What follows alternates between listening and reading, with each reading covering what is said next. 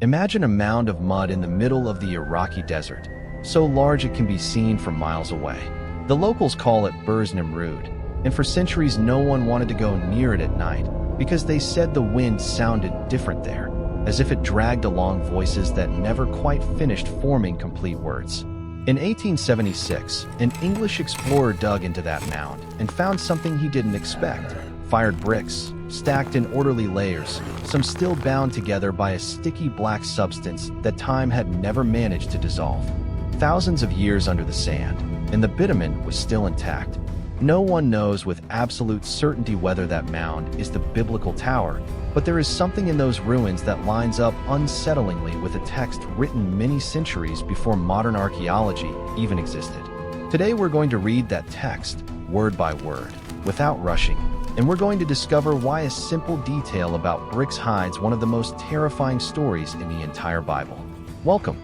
Here we don't dress up the scriptures, we dig them up layer by layer, the way someone carefully excavates a site no one has touched in centuries. And what we're going to unearth today begins with an uncomfortable question that very few people dare to ask out loud. Why did God have to come down from heaven to see something that men had already built with their own hands?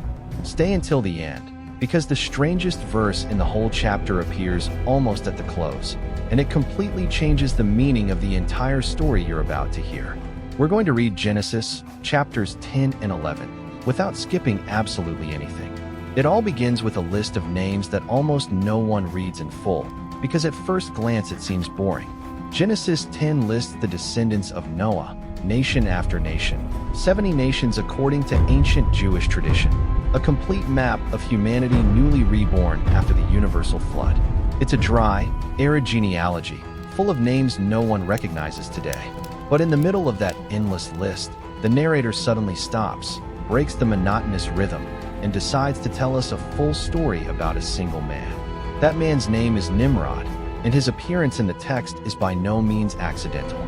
The text says Nimrod began to be mighty on the earth, and I want you to pay close attention to that verb, began, because something new is born with him, something the ancient world had never witnessed before the flood. It calls him a mighty hunter before the Lord, and that exact phrase is repeated twice in a row in the same paragraph, as if the author wanted to make sure we never forget it. It even tells us that it became a popular saying among the people of the time, something like how today we compare a strong man to a titan or a legendary giant. But there's a hidden layer to that word, hunter, that's rarely explained in traditional sermons. In the ancient world, hunting lions was not simply a matter of getting food for the family. It was, above all, high-level political propaganda. The kings of Mesopotamia had themselves carved into stone in enormous scenes, killing wild beasts with their own hands, as a way of declaring one very clear message to the whole world. I control chaos. I master the untamable. No one dares defy me. So when the text calls Nimrod a hunter before the Lord, it's probably not describing a simple man with a bow and arrows lost in the forest. It's describing the first great conqueror in all of biblical history, a man who gathered entire armies, who subjected whole cities to his rule, and who called himself mighty even before heaven itself. And then comes the key phrase of the passage, almost hidden between the lines for anyone reading too quickly. The beginning of his kingdom was Babel. Stop there for a second and think about what you just read, because that is the first time the word kingdom appears in the entire Hebrew Bible. It is not David's kingdom, nor Solomon's kingdom, nor the kingdom of Israel under any known prophet.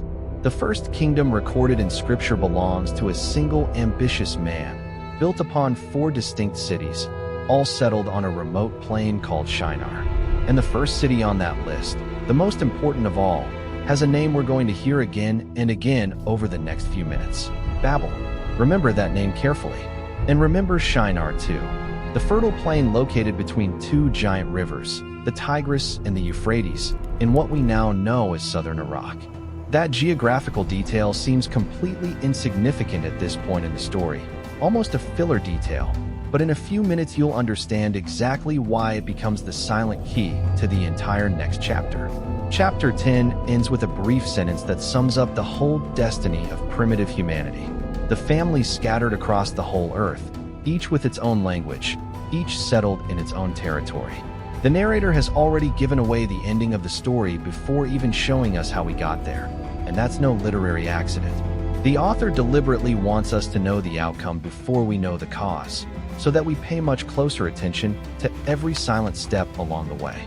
Genesis 11 opens with an image that at first glance seems almost utopian.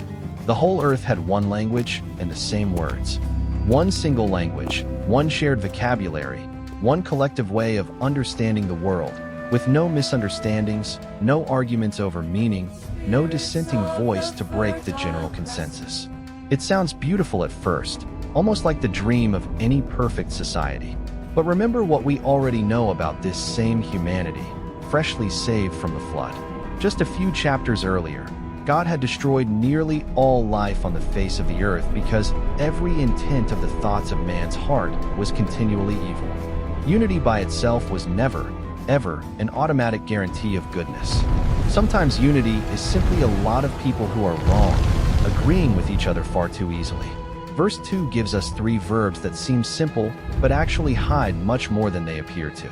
The people journeyed from the east, found a wide plain in the land of Shinar, and decided to settle there permanently. They stopped. They completely stopped moving. And here the real problem arises, one that almost no one identifies on a first, hurried reading of the text. Before the flood, God had given Noah and his sons a very clear command, impossible to misunderstand. Be fruitful, multiply, and fill the earth. Fill it, spread out, occupy every available corner of the planet. And what does humanity do instead? It finds a comfortable, fertile, pleasant valley and decides to stay there forever, all together, concentrated on a single tiny point on the map. It's not a loud rebellion, with shouting or raised fists against heaven. It's something far more subtle, far more deeply human, and precisely for that reason far more dangerous in the long run. It is comfort carefully disguising itself as wisdom. And then comes the verse that at first glance seems like a copyist's error. And they said to one another, "Come, let us make bricks and bake them thoroughly with fire." The text stops, with no prior warning, to explain building materials right in the middle of one of the most dramatic stories in all of Genesis. Why would such a careful narrator do that? Because there is a decisive geological detail that changes everything. On the plain of Shinar, there is no natural stone anywhere nearby. It is pure alluvial soil, mud slowly deposited by the rivers over thousands of years. If you wanted to build something truly great in Egypt or in Canaan, you simply cut stone from the nearby mountains. In Shinar, that possibility didn't exist under any circumstance. So those men decided to do something bold and unprecedented. They invented their own artificial stone. They took wet mud straight from the ground, carefully molded it into uniform blocks, and instead of leaving it to dry in the sun as was traditionally done, they put it into the fire for hours. A fired brick has absolutely nothing to do with a conventionally sun-dried brick. It resists water without falling apart. It resists the weight of enormous structures. It resists, remarkably, the relentless passage of centuries. And to bind those bricks together, they used bitumen, a dense, sticky black tar that occurs naturally in the ground in certain specific areas of Mesopotamia.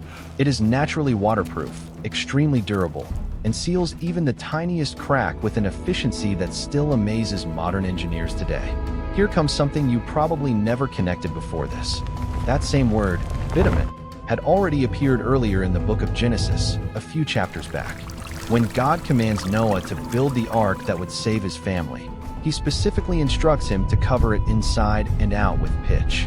The very same substance God commanded be used to rescue an entire family from the waters of the flood is now being used by an entire city in its desperate attempt to save itself from eternal oblivion. The text never explains this directly. It simply places both scenes within the same sacred book and leaves you, as an attentive reader, to complete that silent connection on your own. Notice also, carefully, exactly how these men speak to one another. Come, let us make. It's a collective call, almost an open public summons to the whole community. Someone gathers the available people, and everyone responds at once, like a single unified body. That small word, come, is going to appear again later in this same chapter, and when it finally appears for the last time, it will not come from human lips. Before we go on, Let me ask you something directly in the comments below. Do you really believe the central problem of Babel was the physical construction itself? Or was it rather the hidden reason behind that whole construction project? Keep your answer in mind for now, because in just a couple of minutes you'll have all the information you need to answer with total confidence. We finally arrive at verse 4, the true heart of this whole story. Come, let us build ourselves a city and a tower whose top may reach unto heaven, and let us make us a name, lest we be scattered abroad upon the face of the whole earth. One single compact sentence, and inside it are hidden 4 distinct pieces that we need to separate very carefully, one by one. First fundamental piece, the city. The text deliberately places the city before the tower in the order of the words. We are not simply talking about a lone monument in the middle of nowhere. We are talking about a complete, functioning urban center with an organized population under a single authority, with centralized power in the hands of a few, and with an enormous collective project that needed constant labor, careful planning, and strict social control over thousands of people. Second piece, a tower whose top reaches into heaven itself.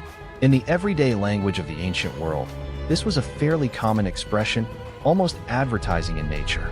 The peoples of Mesopotamia themselves described their most imposing temples in that same grandiose tone, in the same casual way we today call a tall building a skyscraper, without literally thinking it scrapes the clouds.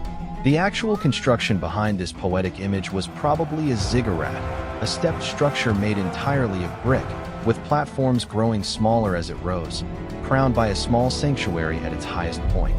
It was not a hollow building meant to be lived in. It was completely solid and massive, an artificial mountain conceived as the exact meeting point between the human and the divine. Third piece, and this turns out to be, without a doubt, the most revealing of the 4. Let us make us a name. In deep biblical thinking, making a name for yourself means forging a reputation solid enough to survive even physical death, making absolutely sure the whole world remembers you clearly once you're no longer present. It is, at its core, humanity's eternal and desperate struggle against total oblivion. Keep this specific phrase in your memory carefully, because a few chapters later in the same book, God will say something almost identical to an old man named Abraham, and the vast difference between the 2 scenes is going to surprise you deeply. Fourth piece, without question the strangest of all, lest we be scattered abroad upon the face of the whole earth. They themselves openly confessed their deepest fear out loud, with no disguise whatsoever. They did not want to spread across the world under any circumstance. They deeply feared disappearing, dissolving, into the vastness of a planet too large for them. And faced with that paralyzing fear, they did exactly the opposite of what God had clearly commanded them. Instead of filling the earth as they had been told, they obsessively concentrated on a single geographic point and built something so great they naively believed it would make them unforgettable forever. We are not looking at cartoon villains openly laughing at heaven with pure, calculated malice. We are looking at deeply frightened human beings, doing exactly what human beings do when fear completely takes hold of them. And that, precisely that, is what God is about to observe up close with his own eyes. Here I want you to pause with me for a moment before we continue.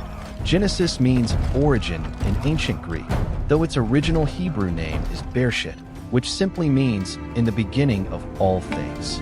It is the first book of a sacred collection of 5 texts that the Jews call the Torah, and that many Christians traditionally know as the complete Pentateuch.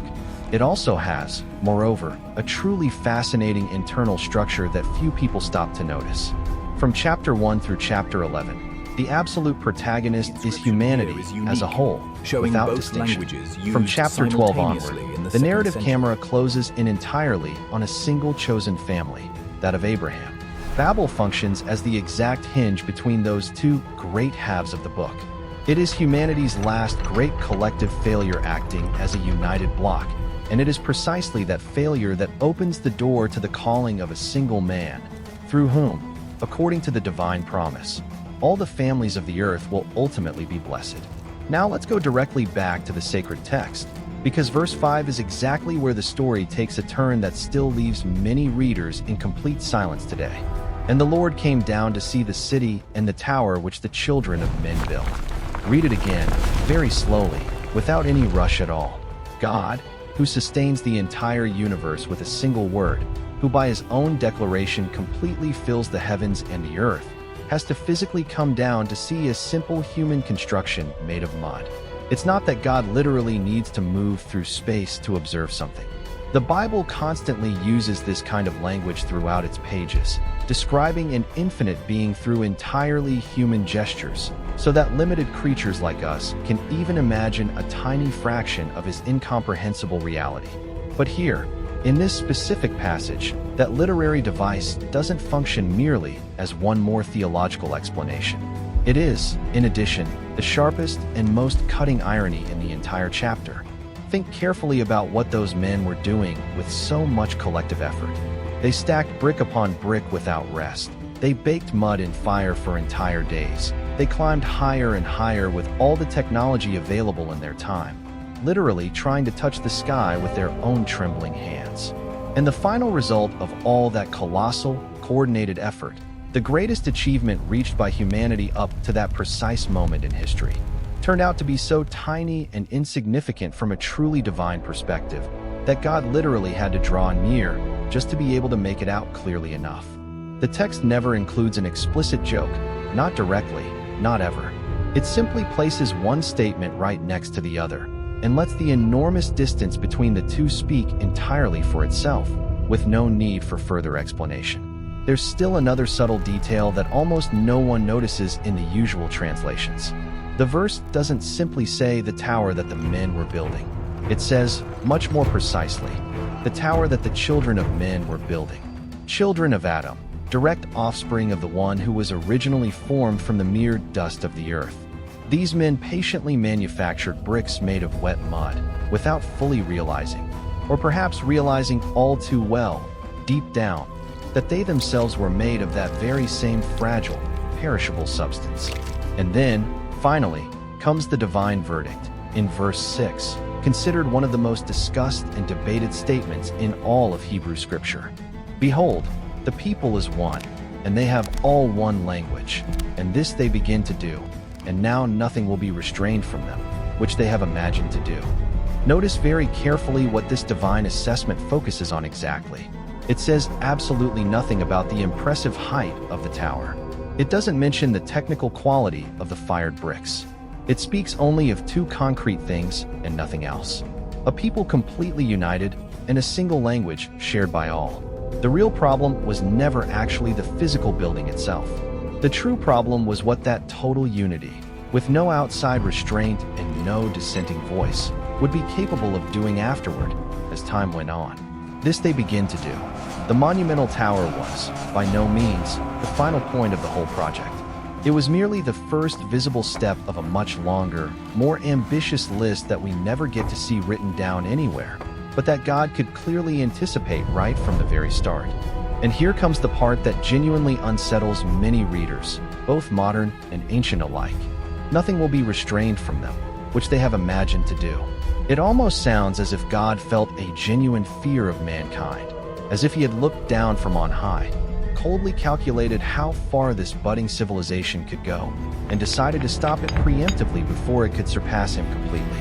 But that is absolutely not what is really happening in this passage, and the book itself demonstrates this to us just a few chapters earlier, with total clarity. Genesis 6 had already shown us exactly what happens when all of humanity acts completely united and with no internal moral restraint.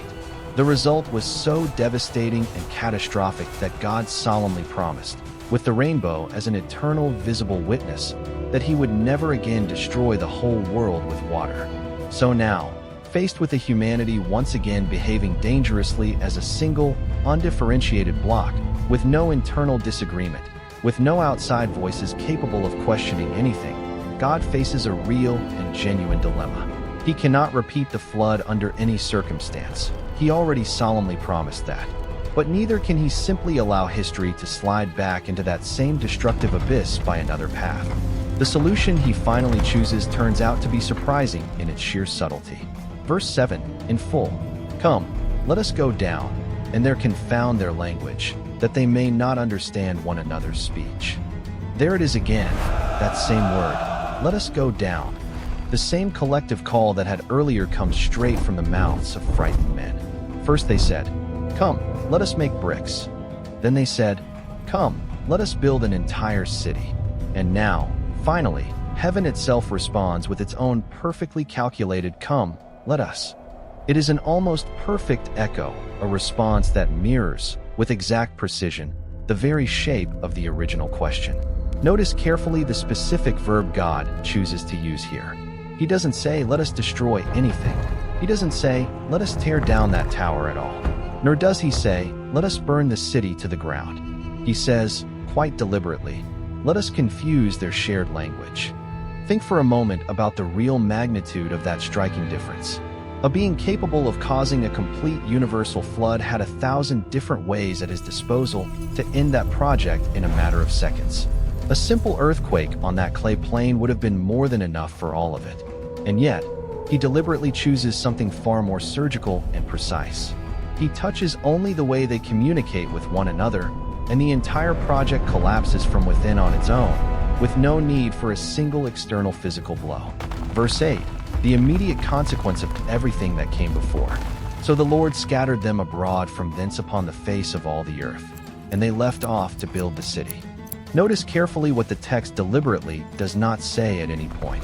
It doesn't say the city collapsed under its own weight. It doesn't say the tower fell to pieces. It simply says they stopped building. They just stopped, plain and simple. Imagine for a moment the actual scene that must lie behind that brief sentence. A man high up on the scaffolding urgently calls for more fired bricks. The man working below hears a sound that, suddenly, means absolutely nothing to him anymore. He repeats it much louder, with growing urgency and desperation, and it still makes no sense at all. Multiply that same confusion across thousands of people working simultaneously in the same place, and the entire collective project grinds completely to a halt within hours.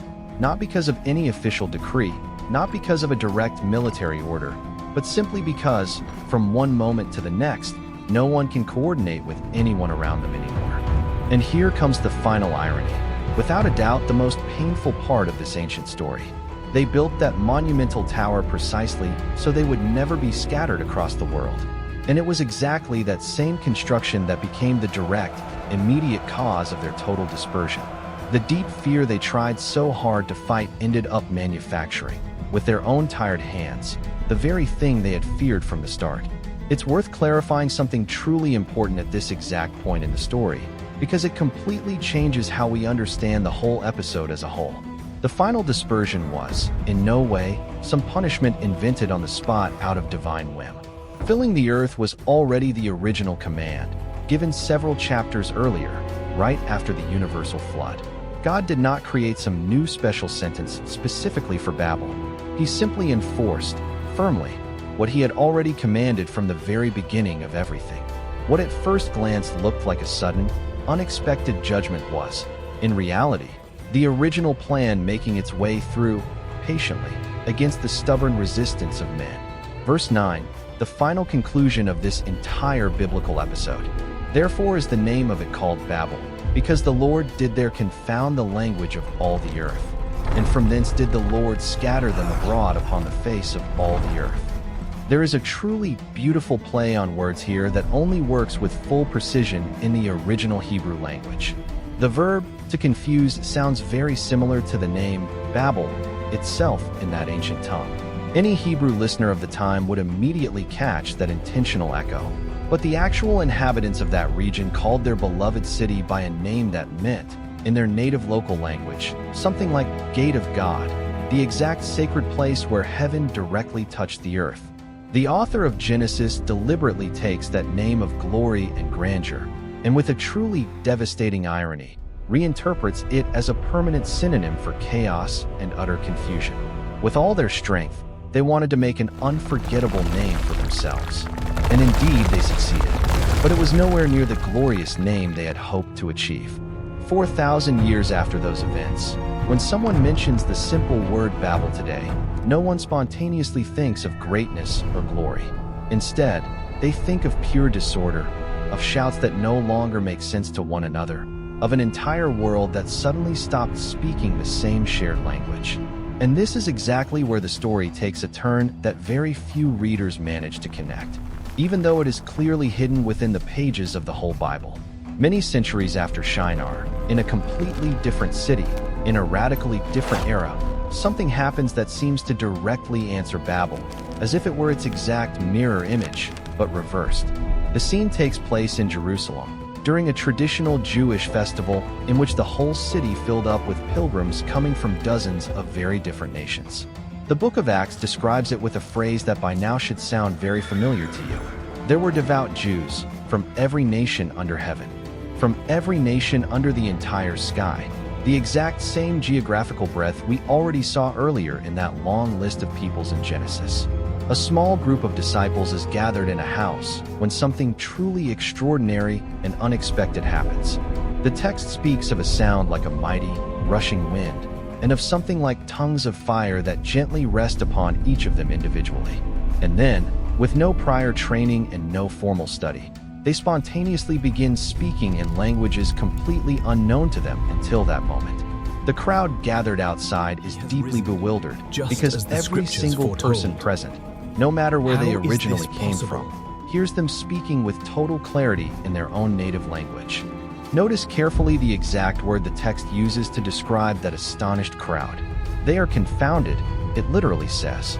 It's the very same semantic root that in Genesis originally described the total chaos of Babel, but here the entire meaning is reversed, almost poetically. In Shinar, the confusion was born because absolutely no one could understand anyone else around them.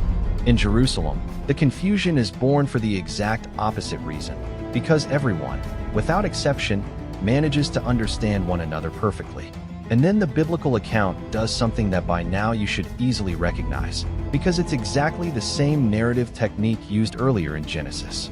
It deliberately pauses to list a long string of peoples and geographic regions, name after name without pause, as if the author wanted to intentionally recreate that ancient full table of nations.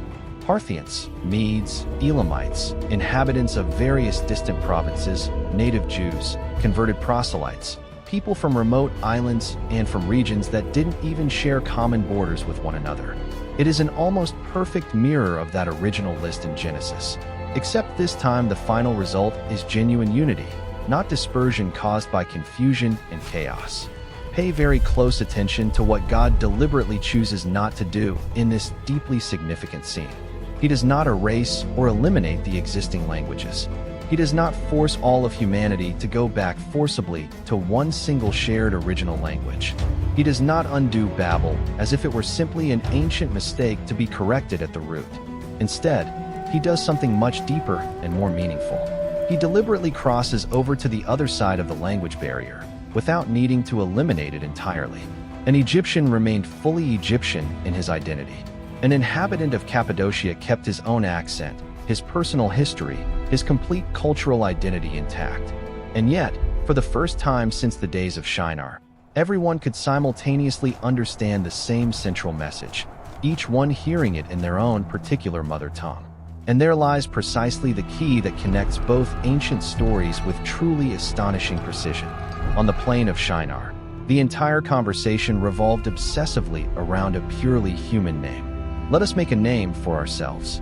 In Jerusalem, by contrast, the entire conversation revolves around a completely different and superior name. The text states that the gathered crowd heard, each in their own native language, the mighty wonders of God. That is, at its core, the real and true distance separating both biblical scenes.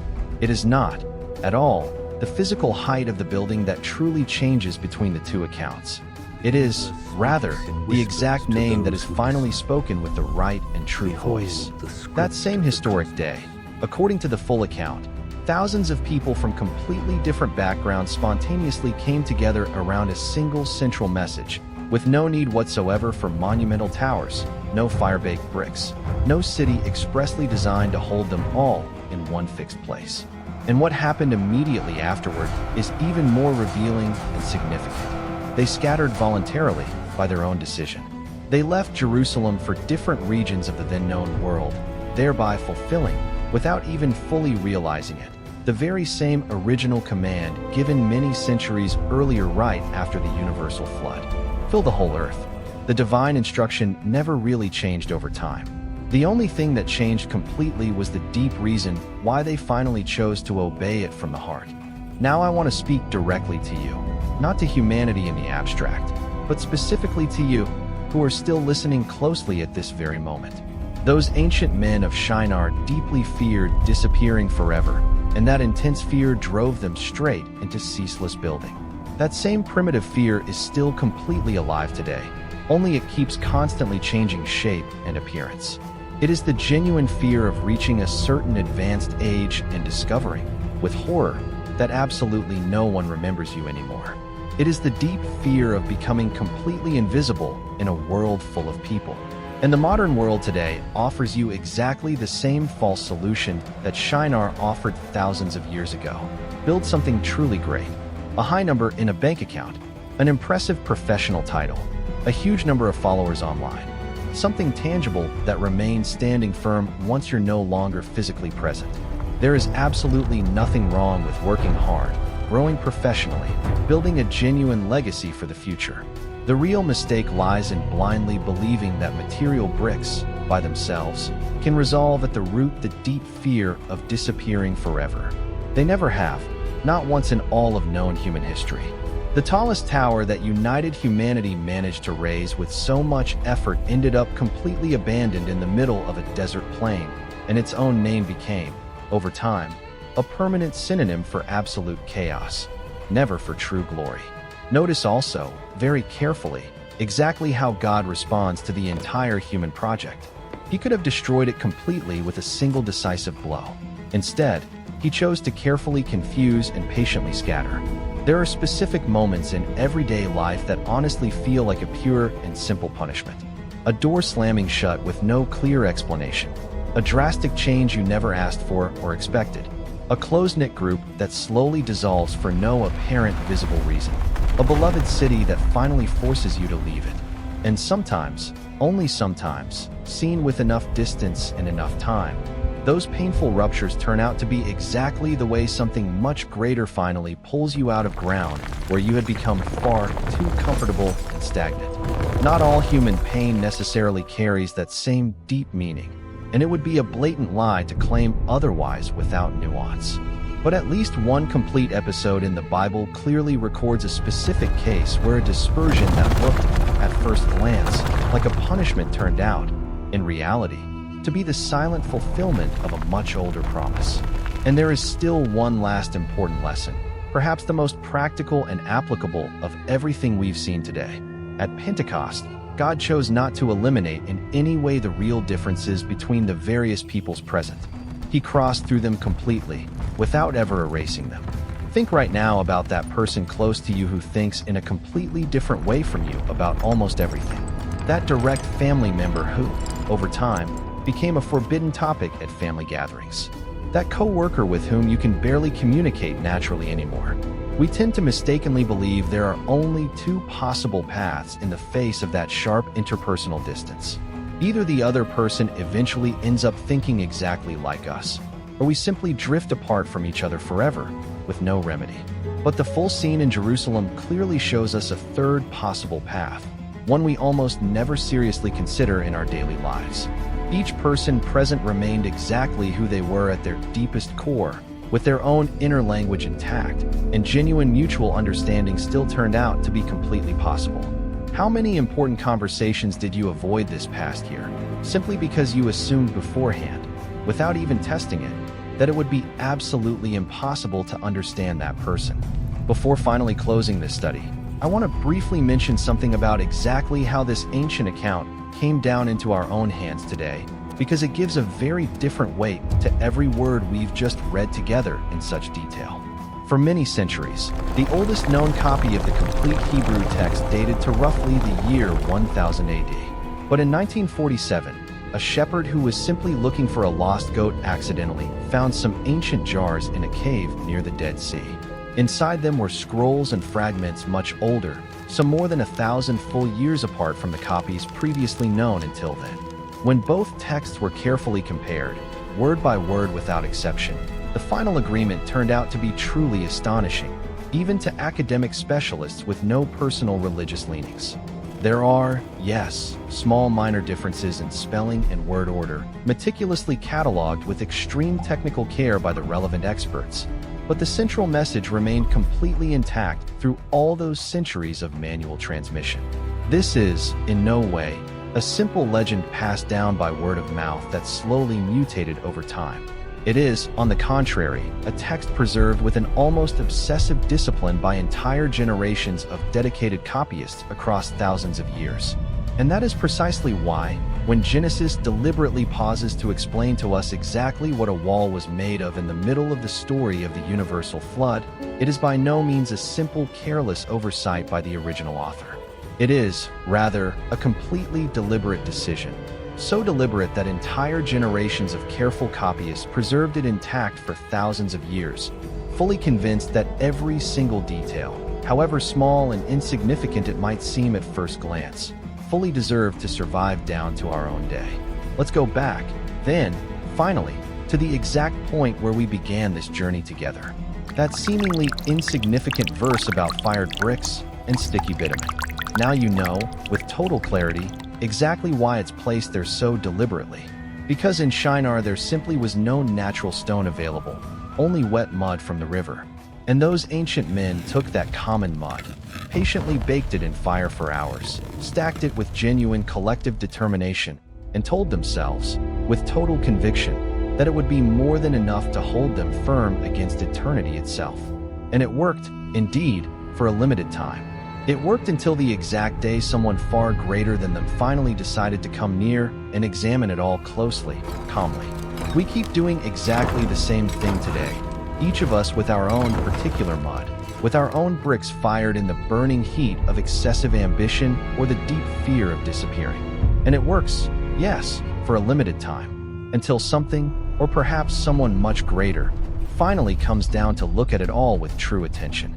If this kind of deep, unhurried reading of the biblical text is genuinely valuable to you, subscribing right now is the surest way to make sure the next full study reaches you directly, never left to the whims of chance or the algorithm. In the next video, we'll keep moving forward in Genesis, right at the point where the tower was completely abandoned, because right after that revealing scene, God personally speaks to an old man with no descendants and makes him a promise almost identical to the one those builders had been chasing so desperately years before.